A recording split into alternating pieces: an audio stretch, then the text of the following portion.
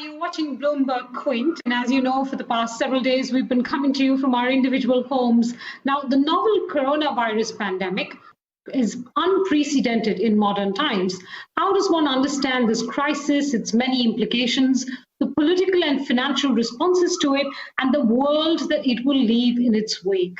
To discuss that, I'm joined today by Adam Tooze, a professor of history at Columbia University and the author of Crashed: How a Decade of Financial Crises Changed the World. Professor Tooze, thank you so much for speaking to us here on Bloomberg Quint, and I hope you're well. I am. Thank you very much. Be outside my window, but yes, me and my family are so far so good. Well, I'm glad to hear that. I know it's difficult times right now in New York as well as in the United States. Let me start by asking you how you would assess this global pandemic-led crisis. For instance, many political leaders have evoked war-like similes. The central banks have responded in manners similar to the global financial crisis. What is your assessment of this? Yes, it's an extremely, almost schizophrenic situation, because I think the political analogy of war is, in fact, in many ways quite misleading, because what's actually required is not mobilization, but demobilization, which is an absolutely unprecedented challenge. And in a sense, talk of mobilization, especially when you think about the botched response that we've seen from the Western powers, puts a rather positive complexion on what, frankly, is a shambles of public administration and government, which will cost tens, if not hundreds of thousands of lives here. And we're yet to see, of course, what the fallout will be in the emerging market world. And India is in really the heart of that particular hurricane. At the same time, as you say, the central banks have rolled out a playbook which does look like 2008, but it's 2008 on steroids. It's coming faster, it's larger, it's even more generous, it's more comprehensive in the support that it provides for different segments of the financial system. And now with the announcements from the Fed yesterday, it's also unprecedentedly comprehensive in global terms. There were the swap lines, liquidity swap lines, first with the privileged Western group, including Japan, then with a slightly larger group of 14 central banks, and now yesterday this facility for repoing treasuries with the Fed. These are unprecedented moves. So it's a weird disjuncture between, frankly, chaos and shambles when it comes to the public health question, especially in the West, and on the other hand, really rather dramatic concerted action in the financial realm. In which case, how do we understand what the full implications of this crisis will be? Because if we don't get that right, we won't get the solutions right. Absolutely. I mean, it's extraordinarily difficult to read right now. I think it really doesn't fit within any of our existing schema. I mean, the idea I'm helping myself with a little bit is that this is essentially dramatizing and expressing conflicts which have been evident for some time. The tension, you might say, if you like, between domestic politics, which is governed by a logic increasingly of nationalism, and on the other hand, the realities of globalization, which mean our economies are, whether we like it or not, incredibly densely networked, and that network, insofar as we're talking about finance, revolves around the dollar. So in other words, the national currency of the United States. And for me, therefore, the extraordinary tension between the sort of clownish farces of Trump's news broadcasts in the evening on the one hand, and the extraordinary laser-like focus of the Fed's response so far expresses a longer-standing problem, something that really has been coming increasingly to the fore in the United States in recent years, but you could trace back probably to the 1990s when bits of the right wing of the GOP, the Republican Party, began to radicalize and make national government in the United States increasingly difficult. I want to talk about the response to this crisis, and you already referenced both the central bank's response, which borrows largely from the playbook of 2008, as well as the role that the Fed has been playing. And so let's deal with the central bank's response. And this, I mean, central banks across the world, both in Western economies, as well as in emerging economies like India. Are they doing enough? Will the 2008 playbook serve them well? Do they need to think further out of the box? I think Agustin Carstens of the BIS, the former governor of the Bank of Mexico, had a very interesting argument recently where he said, yes, you know, the playback of 2008 is fair enough, But what we really need to think about is how global finance has changed. And above all, what we're dealing with here are not principally bank actors. India may be a little different because of the fragilities in your banking sector, but you're, I think, relatively speaking, an outlier. In most of the emerging markets, the question is not really about banks so much as financial institutions of a wider variety, various types of fund, but also enormous corporate borrowers. And one's particularly worried, I think, about the quasi-state-owned enterprises, the Escoms in South Africa, the Pemexes in Mexico, Petrobras in Brazil. These are potentially quite fragile actors whose large dollar-denominated debts could potentially spill over into sort of doom loop dynamics with sovereign credibility. Those are new types of problems, and it may be that, as it were, to complete what Carstens calls the last mile of the plumbing, if you like, we need to innovate in terms of finding ways of channeling liquidity to those actors. It's certainly a moment for emerging markets to use their foreign exchange reserves. This is a point Brad Setzer at the Council of Foreign Relations has been making. Those reserves are there. Those can be leveraged to provide very considerable liquidity. And what the Fed has enabled with this repoing facility at the Feds is one mechanism through which those exchange reserves might now actually be mobilized. What are the other mechanisms that we have at hand? You referred to the corporate debt situation, and I think that's ballooned in the last several years, and that's not the only potential sub-crisis we're facing. For instance, there's been talk over the last several days of private equity debt, collateralized debt that they used to be able to fund investments in countries like India. That too now coming home, and creating trouble for private equity firms. So can we look at the buckets of problems that you have identified and maybe those that are still a little bit hidden from view? I mean, I think what we're seeing is really a scrambling effort. They're playing whack-a-mole, and they're playing it very fast. In fact, the Fed is playing whack-a-mole so fast that they wrong-footed a group of their own troubled lenders, the mortgage lenders, which had actually piled up derivative bets against mortgage-backed securities to protect themselves and to hedge themselves against losses they expected on their loan books, only for the Fed to step in more quickly than they'd anticipated to prop up the mortgage-backed security market. So those short bets went bad, and so they had, as it were, a second or third order problem because their hedging strategies were being wrong-footed by the interventions of the central bank. That's next order, that's next level stuff that we never saw in 2008. So there is definitely a need for concerted action here, for careful communication, but we shouldn't kid ourselves that this is going to be anything other than a race against time to fix one problem after another, because what we're doing fundamentally is absolutely radical. I mean, we are shutting down, by the estimates of the last couple of days, even as China comes back online, half of the world economy is being subject to massive restrictions. The latest estimates for potential GDP fall in the United States in Q2 go up above 1/3.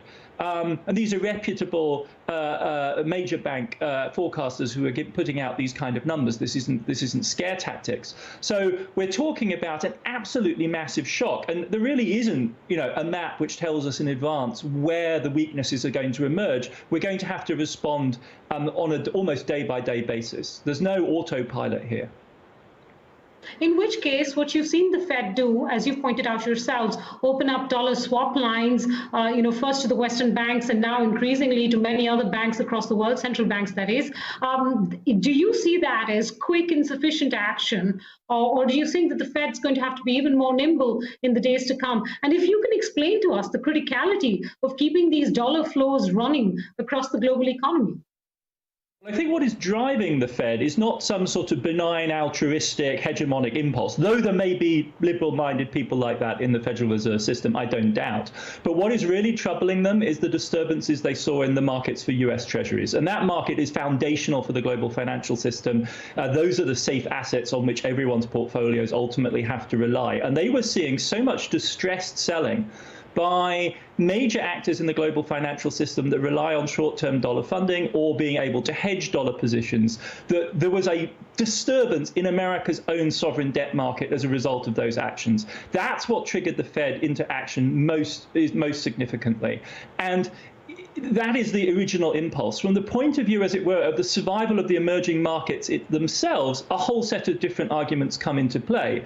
And it's very difficult, I think, to imagine that the rolling out of central bank liquidity swap lines and these fancy repo facilities are going to be enough to reach the more distressed, poorer corners of the emerging market world, because those aren't countries with large reserves of dollars, which they can then repo with the Fed. So there the IMF really does come into play. And with that, of course, the entire politics of international financial institutions, the unresolved legitimacy questions which go back decades to the beginning of the emerging market debt crises in the 1980s. There are very, very serious questions there. Again, one has to say that, somewhat to, I think, most people's surprise, the Trump administration in the US has moved quite rapidly to signal to the IMF that they approve the rollover, if you like, of IMF funding so that the IMF's lending capacity remains large. But those are last-ditch efforts then with truly stressed borrowers. And of course, we hope that no large emerging market sovereigns find themselves in a position that they have to go with tail between their legs to the IMF. Is there any way to tell what more the Fed will have to do to keep dollar liquidity flowing across the world? Or like you said, it's going to be each day as it comes? Each day as it comes, they're going to watch the various swap markets where people exchange forward contracts on dollars very, very closely to make sure that no tensions develop. What we've experienced with the swap lines to date is it takes several days for them to come into effect and for the softening, the calming influence to make itself felt. It will be very interesting to monitor in the accounts of the major central banks the way in which this new repo facility is used or not used. The big question, of course, remains the question of China's financial stability. Are the large borrowers in China that could now face risks that they can't manage? One thinks of the very large real estate developers. Some of them have absolutely huge dollar debt outstanding, much of which needs to be rolled over. The Chinese, of course, also have huge reserves. But saying that doesn't tell you how you actually channel the liquidity to the distressed borrower. So those games are all going to have to be played out. But I do think you're right. It's very much a matter of day by day. You've written a very interesting piece on emerging markets for foreign policy, in which you make the point that in the West, it was the virus that triggered the financial crisis.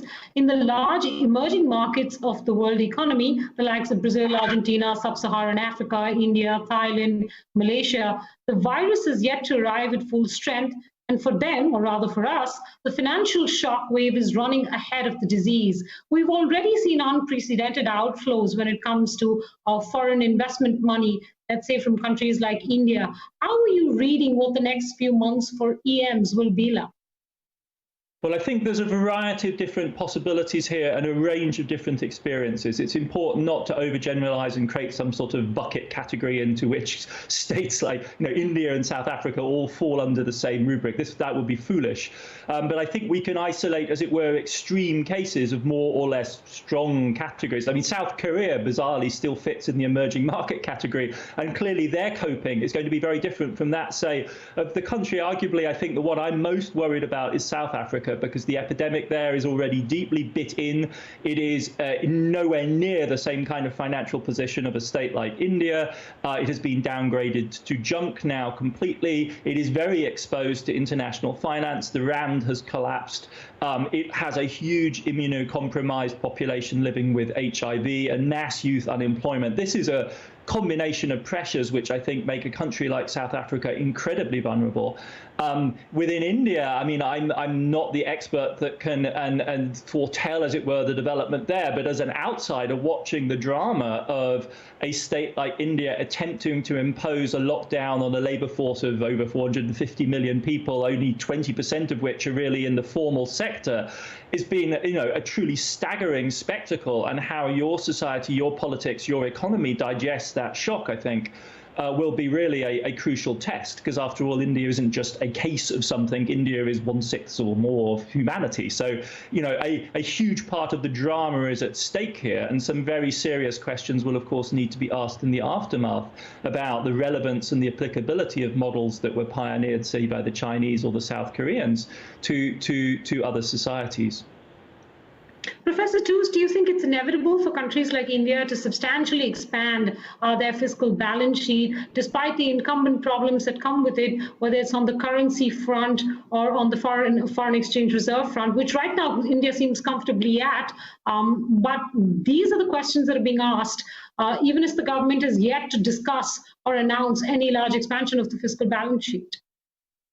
If not now, when? I mean, what is the reserve for? What is that fiscal capacity for but to meet crises like this? It's unimaginative and unhelpful, I think, to compare this to a war, but it's nevertheless absolutely a fundamental existential challenge to our capacity to cope. And it frankly is just the beginning, because we're really rather lucky in the form that this particular virus takes. It could have been much worse, and we need to brace and to understand how we're going to react to these kind of challenges. And one of the questions we should not be posing at this moment are, nitpicking, penny-pinching questions about fiscal capacity. States like India, which do have the capacity to act, should act. And then we should ask the question of how we pay for the war against the virus afterwards. It should be a subordinate and subsidiary question. And it is one that's going to have to be faced all over the world. And we know, the terrible knots the Europeans have already managed to tie themselves over this. India should mobilize its central fiscal capacity to manage this crisis, and of course within India that balancing of regional interests within this gigantic state will be absolutely crucial. But no, that's not the first order question here. Neither is inflation. Again, this is a huge, as it were, mind-bending expansion of ultimately the money supply, the balance sheet of the central banks. It violates every first principle of sort of simple monetarism that we would have grown up on in the 70s and 80s. But we've learned that this kind of thing doesn't by itself drive inflation, not aggregate inflation. There will be spikes in the prices of particular things, but not aggregate inflation, and that shouldn't be our concern right now. Who do you think is going to help lead the recovery out of this crisis? It's interesting you mentioned that China is finally somewhat coming back into economic activity. And there's much to be said about the fact that as yet we haven't heard any announcement from China, in terms of any kind of large fiscal expansion, though there has been monetary support coming in from the liquidity point of view of the PBOC. Who will lead the recovery out of this crisis? Well, I mean, it's likely to be China, I think, because they are way ahead of us. They contain the crisis much better than anyone in the West. They are therefore way ahead of us on the curve. They have the capacity, I think, to perform the famous dance back and forth with this virus to, as it were, moderate the recovery in the way that's necessary. But you're also right that so far the Chinese stimulus is the dog that hasn't barked. This is not 2008. We haven't seen the massive, party-led effort to roll out nationwide infrastructure projects. And I think we have to ask serious questions about why that might be. And I think the answers are obvious. We know that Beijing is seriously concerned about the fragility of its financial system. We know that they have piled up, an enviable in some way, but in other respects, unproductive pile of infrastructure, which means that their debt burden is less sustainable than it ought to be. And they had the shock of 2015, 2016, when they hemorrhaged more than $1 trillion in reserves, which, even for a country with China's reserves is a huge drain. And they don't want to repeat that experience. And furthermore, the rest of the emerging market world would be shocked in the worst possible way if the Chinese currency began to slide. So I think everyone's probably relieved about the fact that that is one crisis we haven't dealt with. But all of those constraints mean that Beijing has to move more gingerly than it did in 2008, when it just simply put the hammer down, pedal to the metal, and went for one of the most gigantic expansions, if not the most gigantic expansion we've ever seen in peacetime. That doesn't seem to be our reality either. So a kind of a constrained, emerging hegemon in China, surrounded by Japan, South Korea, Taiwan, Singapore, which more or less reluctantly will be, of course, dragged along by China's recovery when it comes. It's interesting you say that. In the last decade, you made that point in one of your columns that it was China that played a big role via fiscal expansion. And yes, of course, we know that maybe it has to play a more constrained role now. But politically, what does that mean across the world, given what we've seen change in the last few years between the US and the China? I mean, it's too early to tell, and we don't know how this is going to play out. And there are obviously the potential to politicize the virus itself. And we've seen this, little bit of ping pong between the United States and Beijing on that score. What I think we really have to reckon with is not so much the talk, but the sheer facts of this drama. If we take the numbers seriously, which the American president finally presented soberly to the American public last night, and we take the best possible estimate of, say, 100,000 deaths, and if we assume that the Chinese have underestimated their deaths by a factor of 10, say they're engaging in an extraordinary propaganda cover-up, then the stark implication of that is that per capita there will be 12 times more victims in the United States than in China, and America's leading allies in Western Europe are not going to do very much better by that metric. Now, that's not propaganda. Those are just the naked facts of public health about this disaster, and those will speak very loudly, I think, in the aftermath of this crisis. There will, of course, be spin. There will be politics. There will be a return to the geopolitical contestation, the struggle for what the Americans call the Indo-Pacific region. That will, of course, all come back. But it will be overlaid by this shattering failure of public health policy that we are beginning to see unfold in the West. And it can't be emphasized strongly enough that we are only just at the beginning. So you're convinced that it is going to be China and Asia that actually leads the world out of this crisis? It's a fact at this moment that the economy that is restarting is the Chinese economy and the South Korean economies, and the Western firms whose businesses are beginning to ramp up are those with businesses in China and Asia. That's where it's de facto happening. We right now are in freefall. I mean, we don't know what the American jobs numbers on Thursday are going to be, but they're likely to be apocalyptic, like the ones last week were. We are seeing the single most dramatic implosion of the US economy in history. That is our reality right now, and that will continue to be our reality for many weeks, if not months to come. It depends, of course, critically on how quickly we get the public health crisis under control, and you can hardly be optimistic about that at this point. Of course, we are caught up in the drama. I may be being alarmist. I'm looking out on an empty Broadway with sirens howling in the background. We know what the reports from New York hospitals are in the last couple of days. It's apocalyptic out there. They're building tent cities in Central Park, and it isn't the American government that's doing it. It's charities building tent cities, tent hospitals. So it's an extraordinary mess.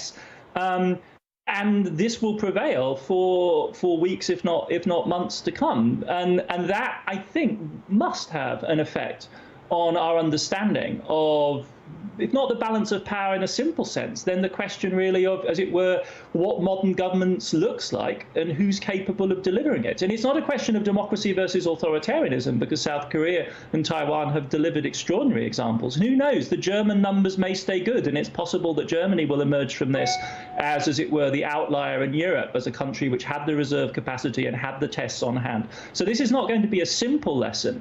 But I think we have to take seriously what the implications of this drama are.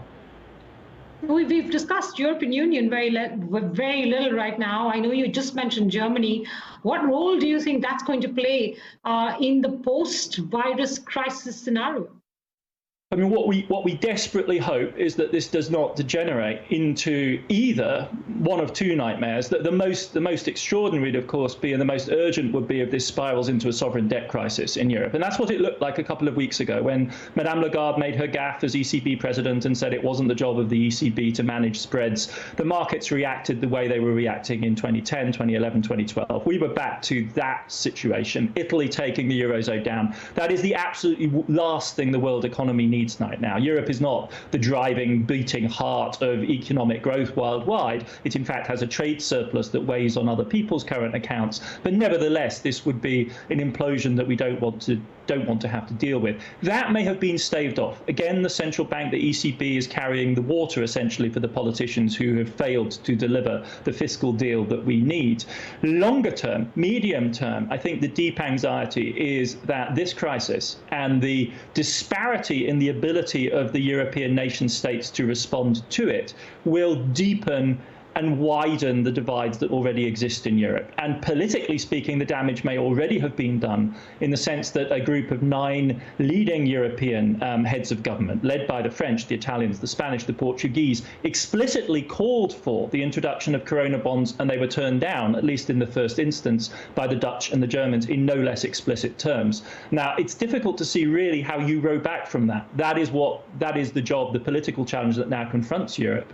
But the capacity now for populists across Europe, when when the crisis has calmed a little bit, to take advantage of this and to play it for all it's worth is really alarming.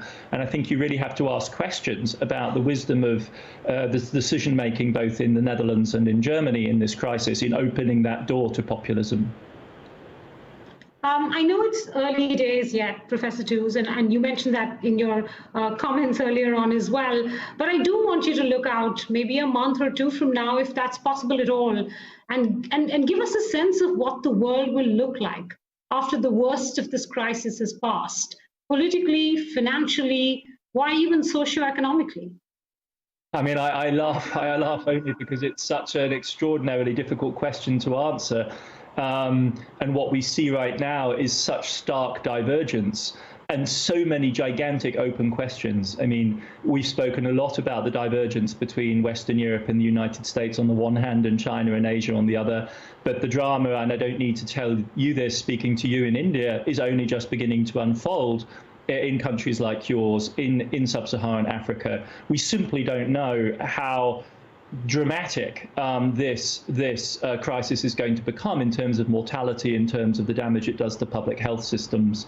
What we do know, I think, is that we're just really at the beginning of the response. The stimulus responses, to think about economic policy alone, the stimulus responses that we've seen both in fiscal and monetary policy terms are not the end. They're really the beginning. I think particularly on the fiscal side, we're going to see further waves of expansionary effort. And those then in turn will engender 6 to 12 months down the line an almighty hangover. I mean, it was profound after 2008 when there was a huge blow-up of fiscal deficits across the advanced economies, and then a major pushback, the austerity wave of 2009-10 that hit with such a vengeance. I would expect a similar oscillation to play out after this crisis as well. And since it overlaps with other absolutely profound global issues like the relationship between China, Asia, and the West, or climate politics, which of course also demands our urgent attention, I find that the outlook almost impossible to even sketch at this point. And that in and of itself is, I think, a really, a remarkable state of affairs. I've never felt in my life so uncertain about how my own personal life, how my professional life, how the world would look come the autumn. And I'm sure this is true of everyone around the world, and in a relatively upholstered position, I can face this uncertainty with a kind of intellectual bemusement. But if your life is on the line, if you're living hand to mouth, if you're living on less than $2 a day, the anxiety must just be absolutely overwhelming. Well, that's true. Professor Tooze, thank you so much for your time. I do wish you stay well and safe in New York, and best wishes to your family and friends there. And we hope to reconnect with you in the days to come to talk a little bit more about this. Thank you very much for joining us here on Bloomberg Quint. Thank you. Always great to talk to you.